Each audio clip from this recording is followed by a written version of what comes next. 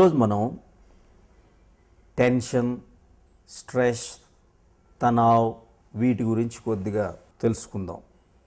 Stress అంటే ఇంగ్లీష్లో ఒక డెఫినేషన్ ఇచ్చింది, non specific response of the human body in a given situation అని చెప్పడం జరిగింది డాక్టర్ హ్యాన్స్ సాలియే.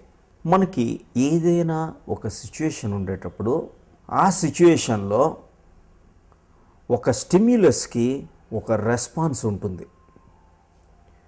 మన బాడీ, మన ఫిజికల్ లెవెల్లో, మెంటల్ లెవెల్లో కొన్ని మార్పులు జరుగుతూ ఉంటాయి.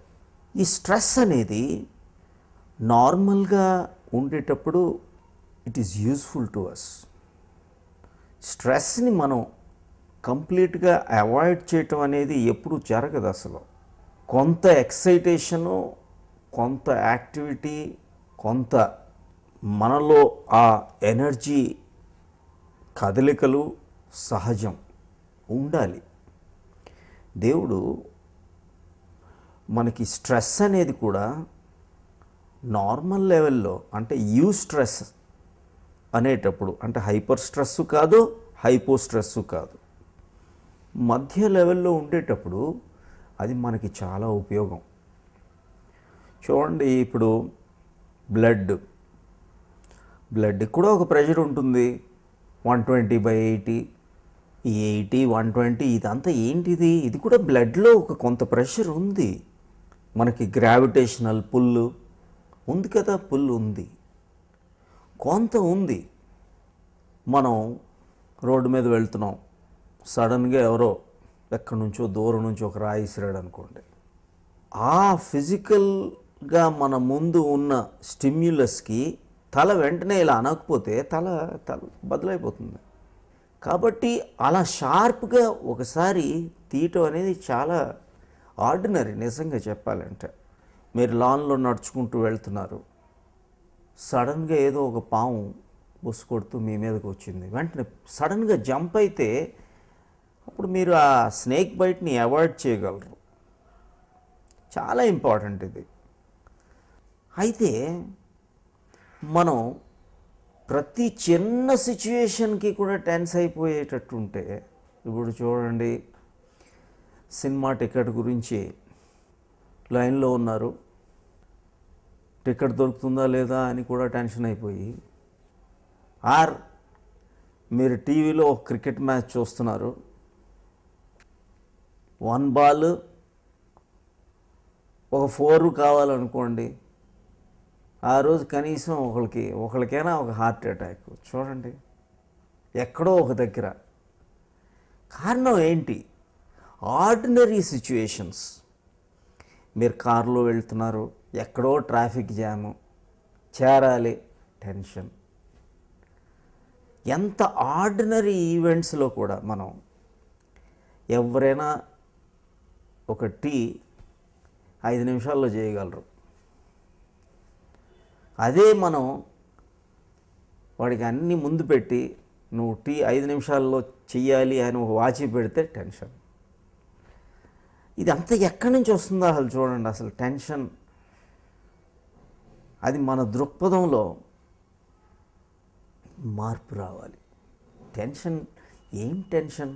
ఆఫీస్కి వెళ్తే టెన్షన్, రోడ్డు మీద వెళ్తే టెన్షన్, ప్రయాణం టెన్షన్, ఒక పోలీస్ ఒక యాజిటేషన్ అయ్యేటప్పుడు వాళ్ళని హ్యాండిల్ చేయాలంటే టెన్షన్, పిల్లవాడికి ఎగ్జామినేషన్ టెన్షన్. సో ఇది అంతా చూస్తే అసలు మనకి నిజంగా ఆ లెవెల్లో అవసరమా? మనం వాటిని ఏ విధంగా హ్యాండిల్ చేయాలి? డీస్ట్రెస్ ఎలా అవ్వాలి? స్ట్రెస్ నుంచి డీస్ట్రెస్ ఎలా అవ్వాలి? మనం స్ట్రెస్లో ఉండేటప్పుడు కొన్ని విధమైన మార్పులు దేవుడు మనకి సృష్టించాడు. ఒక సిచ్యువేషన్, చాలా డిఫికల్ట్ సిచ్యువేషన్ వచ్చింది, అప్పుడు మన కళ్ళు పెద్దగా చేస్తాం, టెన్షన్ వచ్చేవాడు చూడండి కళ్ళు పెద్దగా అయిపోతాయి. ఎందుకంటే నేచర్ ఏం సృష్టించిందంటే విజువల్ ఫీల్డ్ బాగా పెరిగితే మనలో ఉన్న కెపాసిటీ పెరిగి బాగా సిచ్యుయేషన్ని హ్యాండిల్ చేయొచ్చు అని కళ్ళు విజువల్ ఫీల్డ్ని పెంచడం జరిగింది. బీపీ పెంచుతాడు దేవుడు. ఏం చేస్తాడు, బ్లడ్ ఫ్లో బాగా పెరిగితే ఎక్కడైతే ఆక్సిజన్ కావాలో ఆ పార్ట్లకి అందుతుంది కాబట్టి బ్లడ్ పెంచాడు. ఆక్సిజన్ పెరగాలి కాబట్టి రెస్పిరేషన్ శ్వాస గతి స్పీడ్ అవుతుంది. ఎందుకంటే బాగా అయితే బాగా ఆ సిచ్యుయేషన్లో వెళ్ళగలం అని. అప్పుడు చూడండి దాహం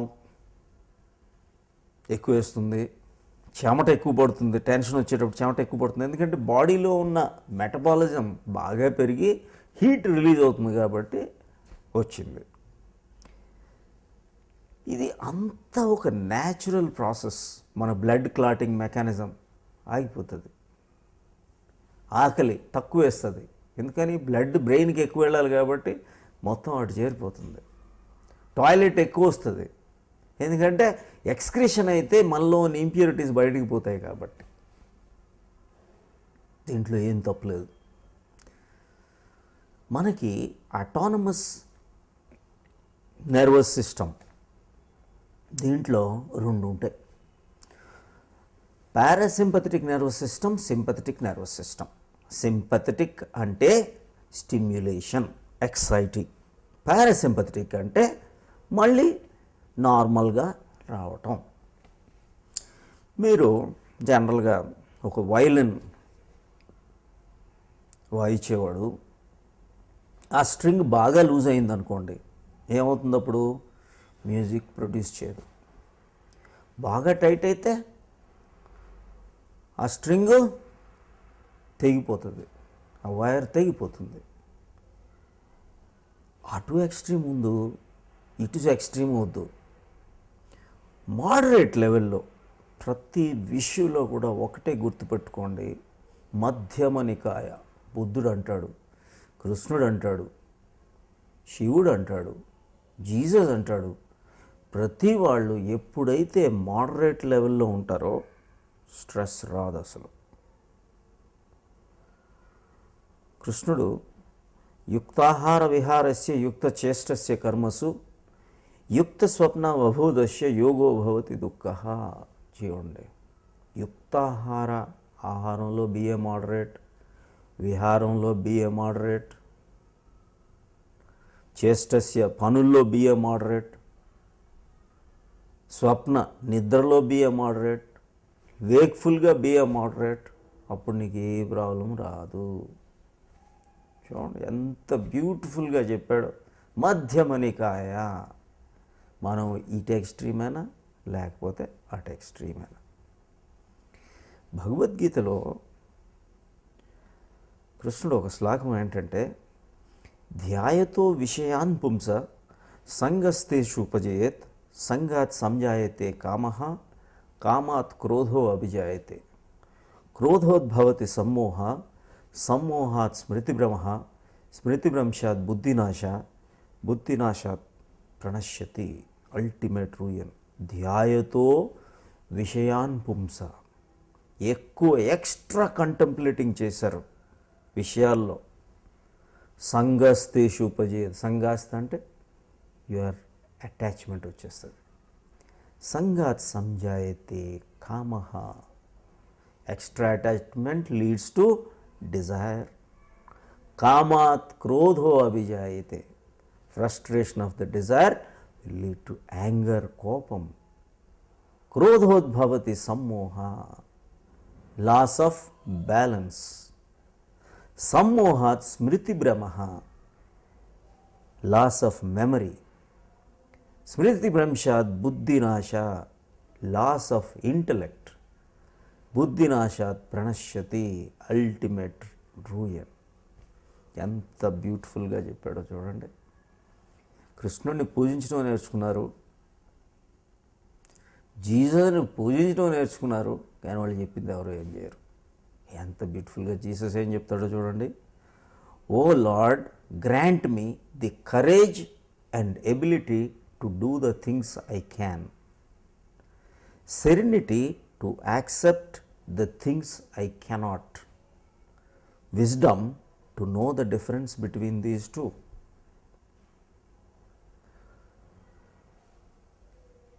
అసలు ఇది కరెక్ట్గా మనం ప్రాక్టీస్ చేస్తే టెన్షన్ ఎక్కడొస్తుంది, స్ట్రెస్ ఎక్కడొస్తుంది? యాక్చువల్గా మనం మన ఫిజికల్ లెవెల్లో, మన మెంటల్ లెవెల్లో, ఎమోషనల్ లెవెల్లో, స్పిరిచువల్ లెవెల్లో ఒక హార్మనీ, ఒక బ్యాలెన్స్ మర్చిపోయాం. అందుకని ఒక ఉర్దూలో ఒక గ్రేట్ సెంటెన్స్ ఉంది, ఖుద్ కో కర్దే బులంద్ ఇతనా హర్ తక్దీర్ సే పెహలే ఖుదా ఖుద్ సే పూచే బతా తుమ్హారా రజా క్యా హై. నువ్వు అన్ని లెవెల్స్లో ఎప్పుడైతే కరెక్ట్గా వెళ్తావో అప్పుడు నీకేం కావాలో అది సాఫీగా బెడ్ ఆఫ్ రోజెస్గా నీ ముందుకి నువ్వు నడుస్తూ పోవచ్చు. మనం ఈరోజు ఏది కూడా స్క్రిప్చర్స్నో లేకపోతే దేవుడో మాస్టర్నో వర్షిప్ చేస్తున్నాం, కానీ వాళ్ళు చెప్తున్నది ఏది కూడా ప్రాక్టీస్ చేయట్లేదు. వాళ్ళని పూజించడం నేర్చుకున్నాం, లేకపోతే ఒక స్క్రిప్చర్ని హారతి ఇవ్వడం నేర్చుకున్నాం, అంతేగాని వాళ్ళు ఏం చెప్పారు, లైఫ్ని ఏ విధంగా తీసుకోవాలి, అసలు మనకి ఎందుకు ఈ స్ట్రెస్ వస్తున్నది, మనం ఏ విధంగా చూడండి, ప్రతి దగ్గర ఒక పరుగు పరుగు పరుగు. Will win the race but remind to be a rat రేస్లో ర్యాట్ రేస్ కొట్టుకుంటూ పోవటమే. అస్సలు ఫండమెంటల్గా మీరు ఆలోచించేయండి, ఎలాంటి స్ట్రెస్ ఈవెంట్ అయినా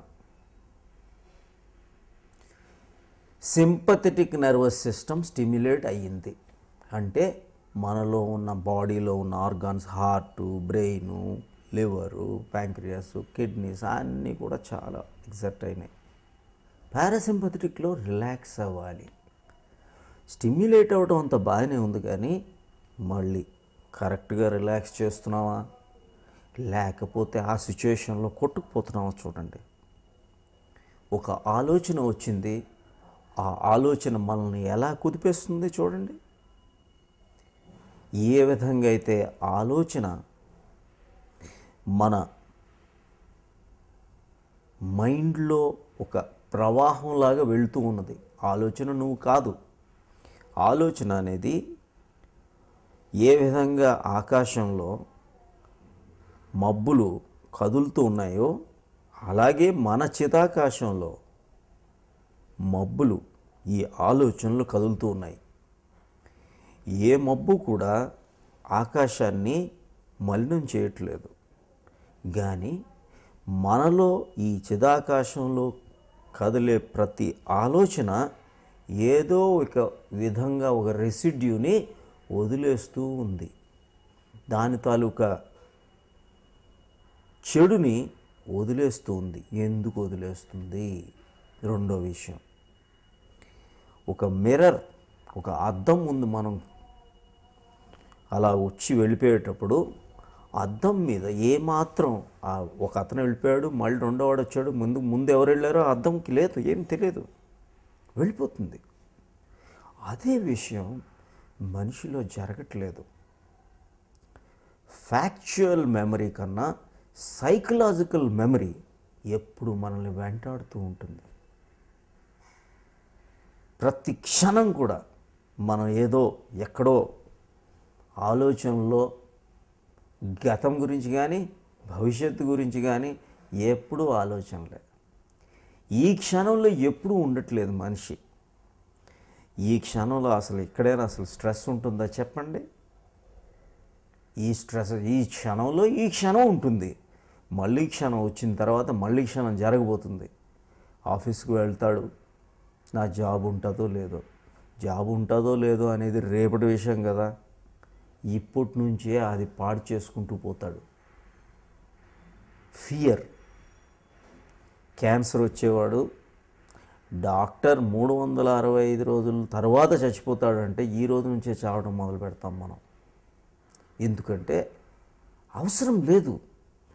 ఈరోజు నీది, ఈ క్షణం నీది.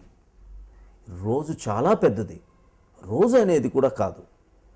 ఈ క్షణం మనం ఈ క్షణం కేవలం ఆ చిన్న మొమెంట్ ఎప్పుడైతే ఆ క్షణం అలాగే ఉంటుందో అప్పుడు మనలో ఏ విధంగా ఉంటుందో చూడండి, గమనించండి.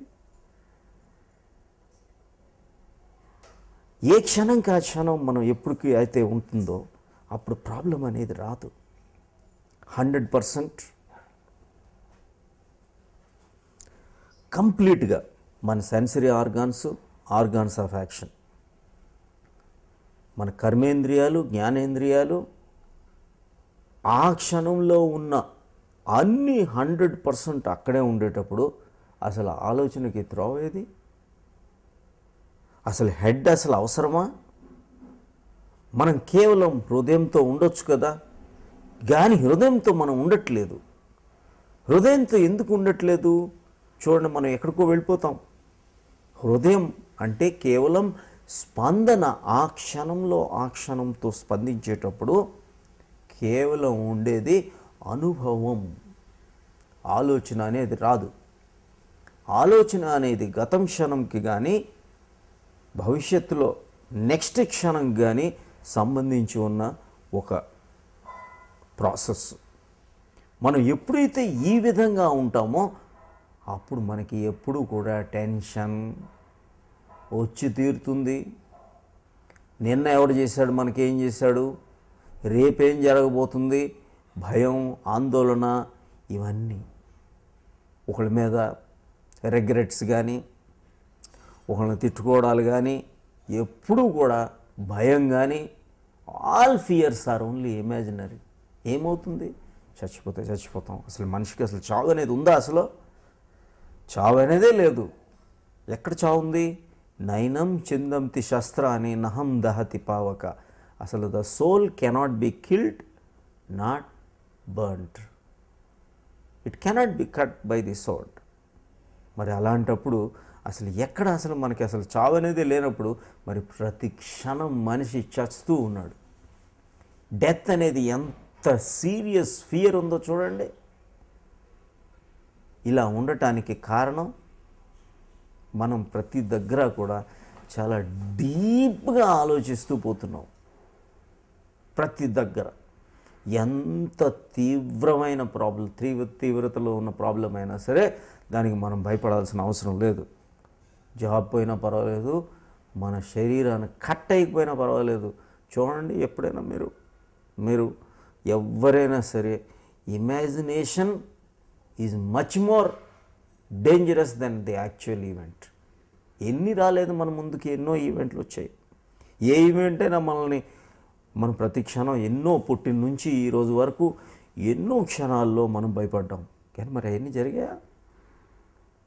ఈరోజు చూడండి, పిల్లవాడు స్కూల్కి వెళ్ళాడు, తిరిగి రాలేదు, భయం. ఏమైపోయిందో? ఫ్లైట్ ఎక్కుతున్నారు, ఇదేనా క్రాష్ అయిపోతుందేమో. ఎక్కడ ఏది జరిగింది? ఎన్నిసార్లు వెళ్ళారు? ఎన్నిసార్లు మీరు వెళ్ళారు? ఏదైనా జరుగుతుందా? ఏది జరగదు. జరిగిందే అనుకోండి. దేవుడు ఇంకా దీనికన్నా మంచి ఈవెంట్ కావాలి కాబట్టి, ఒకవేళ చచ్చిపోయాం అనుకోండి, ఇంకో మంచి బాడీ మనకు కావాలి కాబట్టి, మంచి శరీరం అవసరం కాబట్టి మనం తీసుకెళ్తాడు. అంతేగాని ఇక్కడ మనం ఏదో స్ట్రెస్ అయిపోవాల్సింది, టెన్షన్ అయిపోవాల్సింది ఇక్కడ ఏం లేదే. ఎనీ సిచ్యువేషన్ ఆనందించండి, ఆస్వాదించండి. జస్ట్ దేవుడికి మధ్యకి మీలో ఉన్న ఏదైతే ప్రజెంట్ అవుతుందో మీ ముందు, ఆ ఈవెంట్ ఒక ప్రసాదంగా స్వీకరించండి. అప్పుడు టెన్షన్ అనేది ఎక్కడొస్తుందో చెప్పండి.